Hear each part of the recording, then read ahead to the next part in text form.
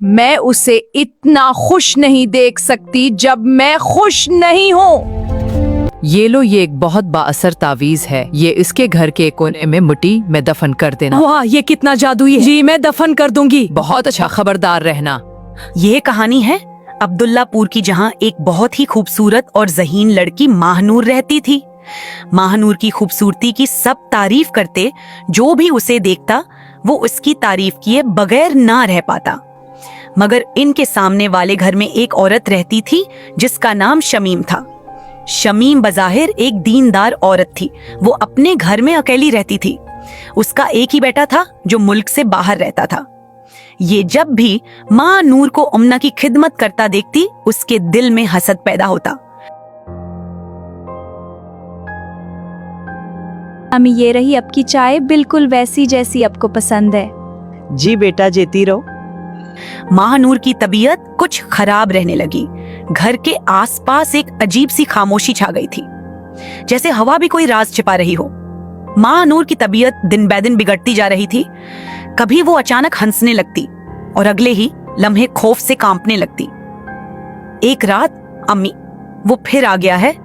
आमना चौंक कर उठी। कौन? बेटा? माँ नूर ने कांपते हाथ से कमरे के कोने की तरफ इशारा किया। वो स्याह साया जो दीवार से निकलता है। वो फिर आ गया है। कौन बेटा? उम्ना ने स्याह उधर साया देखा। जो दीवार से निकलता वहाँ है। कुछ भी नहीं था। लेकिन यहाँ कुछ भी नहीं है। अचानक कमरे का चिराग खुद ब खुद बुझ गया और एक सर्द हुआ का झोंका पूरे कमरे में फैल गया। अगली सुबह अम्ना एक बुजुर्ग के पास गई।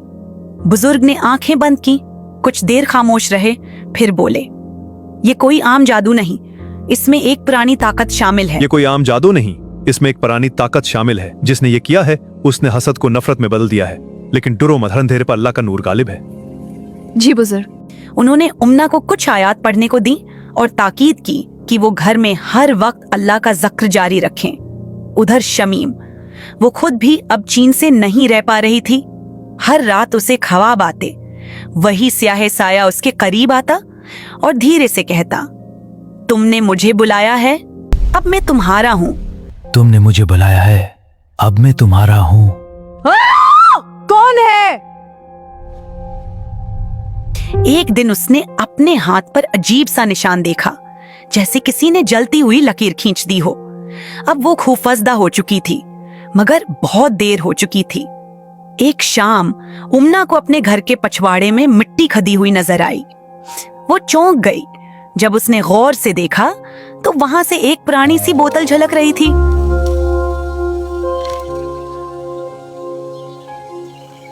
ये किसने तोड़ी? इसी वक्त माँ नूर आहिस्ता से बोली, अम्मी, कल रात एक सफेद रोशनी आई थी, उसने इस साये को भगा दिया। इम्ना की आंखों में आंसू आ गए।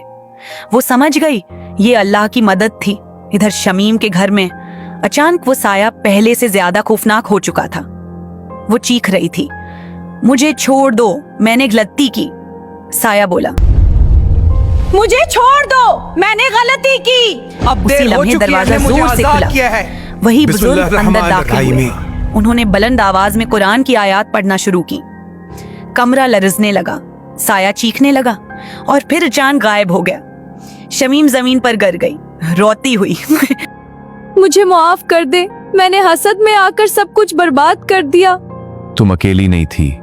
क्या मतलब? जिस बूढ़ी औरत के पास तुम गई थी, वो सिर्फ एक इंसान नहीं बल्कि एक आजमाइश थी। वो हर इस शख्स के सामने आती है जिसके दिल में हसद हद से बढ़ जाए। वो हर उस शख्स के सामने आती है जिसके दिल में हसद हद से बढ़ जाए और फिर उसे खुद तबाही की तरफ ले जाती है। शमीम के होश उड़ गए। तो क्या ये सब मेरे अपने दिल की वजह से हुआ? हाँ, असल जादू तुम्हारे दिल में था, वो हसद जिसने तुम्हें अंधा कर दिया। शमीम ने सच्चे दिल से तौबा की, उम्ना से माफी मांगी और अपनी जिंदगी बदल दी। कुछ दिनों बाद माहनूर मुकम्मल तौर पर ठीक हो गई।